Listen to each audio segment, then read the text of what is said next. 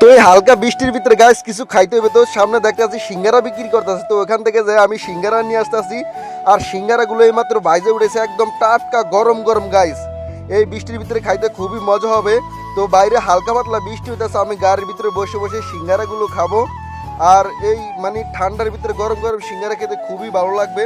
তো আমি গাড়ির ভিতরে অলরেডি চলে আইছি, এখন আমি সিঙ্গারাগুলো খাবো গাইস। তো গাইস আপনারা কি সিঙ্গারা খাবেন? খাইলে অবশ্যই কমেন্ট করেন, আপনাদের জন্য আমি পার্সেল করে অবশ্যই পাঠিয়ে দেবো।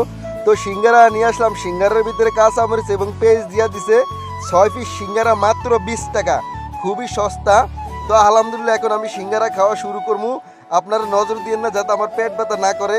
তো গাইস সবাই আমার পেজটাকে অবশ্যই ফলো করে দিবেন ইনশাল্লাহ।